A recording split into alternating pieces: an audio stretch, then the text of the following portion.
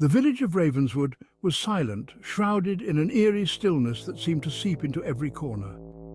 Fog twisted around the houses, curling and uncurling like the tendrils of some ghostly creature.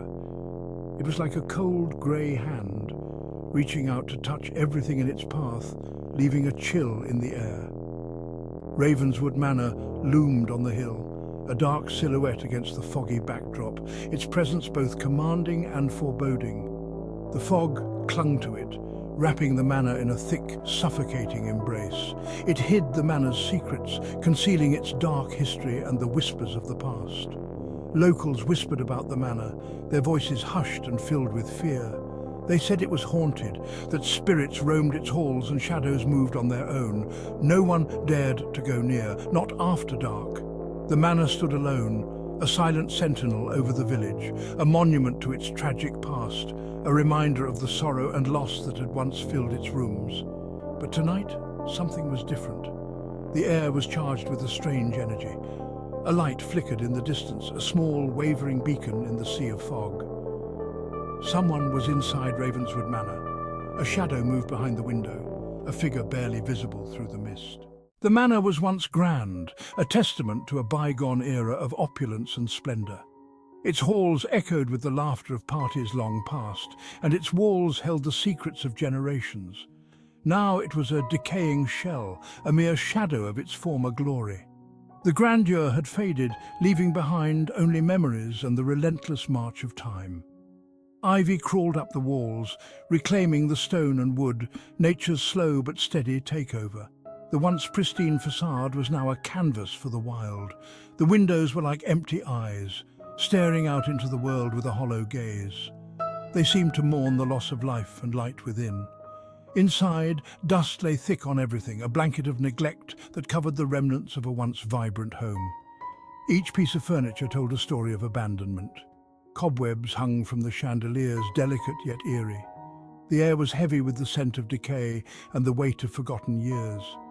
It felt hard to breathe, as if the very atmosphere was thick with the past. The foggy air added to the sense of suffocation.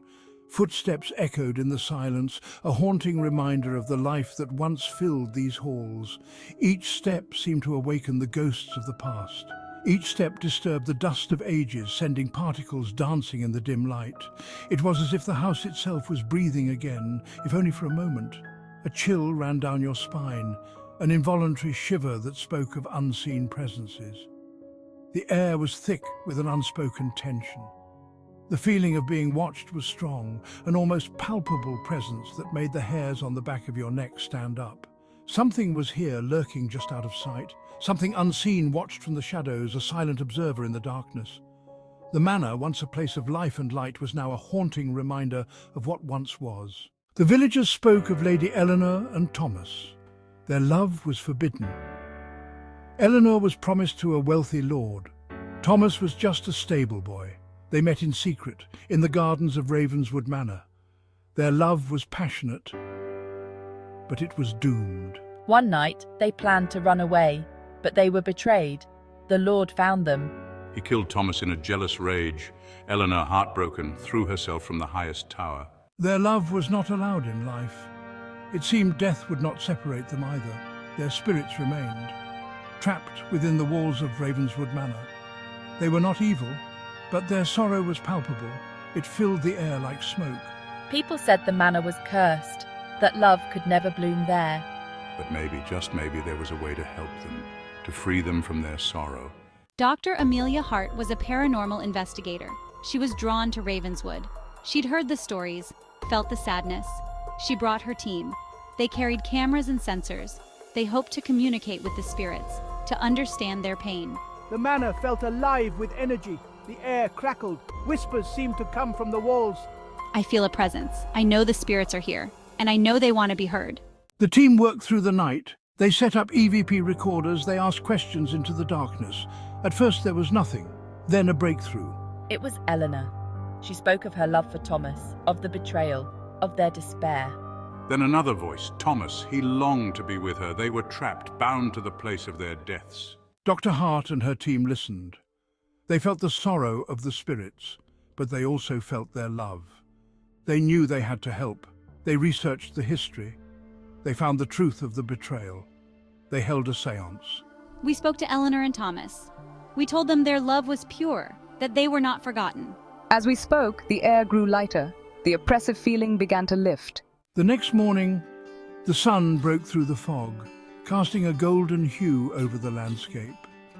It bathed Ravenswood Manor in a warm light, dispelling the shadows that had lingered for so long. The team packed up their equipment, their faces reflecting a mix of relief and contemplation. The oppressive atmosphere that had once gripped the manor was gone, replaced by a newfound tranquility.